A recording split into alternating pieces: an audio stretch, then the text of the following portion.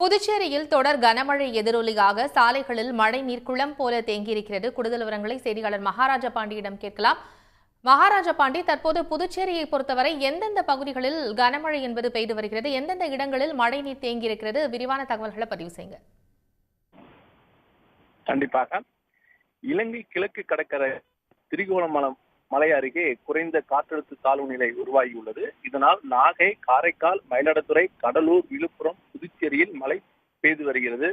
புதுச்சேரியை பொறுத்தவரை இன்று அதிகாலை முதல் விட்டு விட்டு கனமழையும் தொடர்ந்து லேசான மழையும் பெய்து வருகிறது. வானம் இருண்டு குளிர்ந்த காற்று வீசி வருகிறது.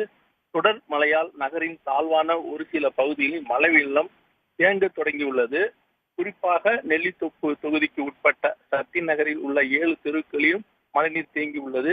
இதற்கு இங்கு உள்ள வாய்க்காலை சீரமைக்கப்படாததே காரணம் என்று அந்த பகுதி மக்கள் வேதனையுடன் தெரிவித்தனர்.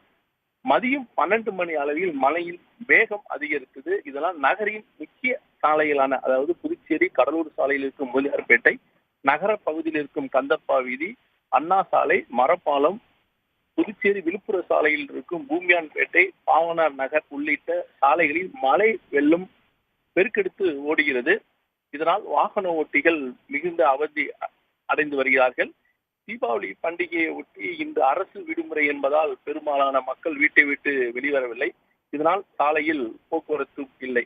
இதேபோல் புதுச்சேரி புறநகர் பகுதிகளான வில்லியனூர், பாகூர், தவளகுப்பம், திருப்புவனை, திருக்குனூர், மண்ணாடிப்பட்டு உள்ளிட்ட 10க்கும் மேற்பட்ட பகுதிகளிலும் மழை பெய்து வருகிறது. காரைக்கால் மாவட்டத்தில் இரவிலிருந்து மழை வெளுத்து வாங்கி வருகிறது. கடந்த 24 மணி நேரத்தில் காரைக்காலில் 9 சென்டிமீட்டர் மழை பதிவாகியுள்ளது. தொடர் மழையால் பல்வேறு பகுதிகளில் இரவு முழுவதும் மின்வெட்டு ஏற்பட்டது. இதனால் அங்குள்ள மக்கள் பெரும் சிரமத்துக்கு ஆளாகி உள்ளனர். கனமழை அலர்ட் எச்சரிக்கை விடப்பட்டிருப்பதால் புதுச்சேரி மற்றும் காரைக்காலில் உள்ள மீனவர்கள் கடலுக்கு மீன்பிடிக்க செல்லக்கூடாது என்று மீன்வளத்துறை அதிகாரிகளும் எச்சரிக்கை விடுத்திருக்கிறார்கள். தற்போதைய தகவல்களுக்கு நன்றி மகாராஜா பாண்டி.